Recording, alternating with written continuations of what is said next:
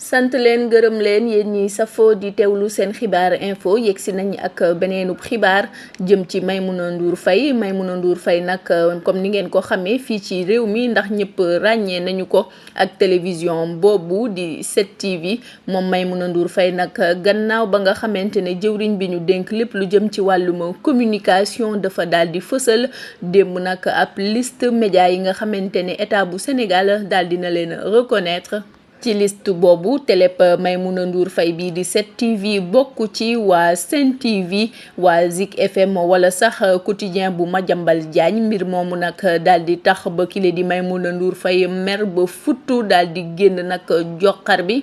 waa CORED daal di ci feggoo ak waa CDEPS bi nga xamante ne Mamadou Ibra Kane moom moo ko jiite moom Maimouna Ndour Faye nag lu mu leen waxul rek daf ko fàtte ndax moom nag ma ngay xamle ne kenn du ko transformé benn yoon ab agence de communication te amul benn appartenance politique moom la mu bëgg ci xolam mooy mbirum taskatu xibaar ndax su bëggoon leneen daal di koy am fii ci réew mi rawatina nekk ab conseiller fële ca présidence waaye mbir moomu intéressé wu ko mu bëgg nag mooy ñu bàyyi ko mu daal di fësal liggéeyam bi nga xamante ne moo jëm ci mbirum journaliste def ko ca na mu waree fii ci réew bu Sénégal. moom Maimouna Ndour Faye nag yemul foofu ndax ma ngay xamle ne dina xeex ba fu mu yem neex te lu mu jaral nguur gi rek moom jaral na ko lu ko raw ngir mën a daal di def métier bi di tasum xibaar. ndax nee na la mu mënta comprendre mooy ñu leen di fayeeku impôt ak di leen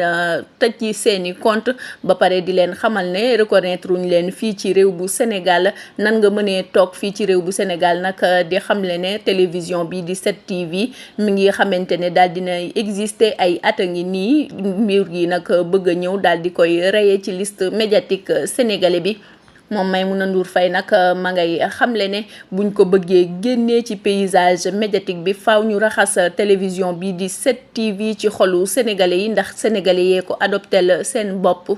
moom nag wéetul benn yoon ci xeex bi ndax waa Sen TV Zik FM ak quotidien bi di Madiambal Diagne nag gaaj dinañuy génn yokk ci xar mi karaw di xamle ne ñoom nag dinañu xeex ba fu mu yem neex te dinañ kalaame nguur bu Sénégal fële ca yoon jaral na leen sax daal di daje ak société civile bi wala sax dem ci ambassadeur yi nga xamante ne ñoo toogal fii ci réew bu Sénégal seeni réew pour jéem kaa kalaame ak état bu Sénégal ndax lañuy def teguñu ko ci dëgg teguñu ko ci yoon ndax lañu ci jublu rek moo di daal di museler presse bi maanaam daal di koy noppiloo ba mën a doxal seen projet ca na mu leen neexee te benn taskatu xibaar nag du ci mën a yëy yàbbi wala sax mu daal di xamal askan wi lan moo xew ci réew mi.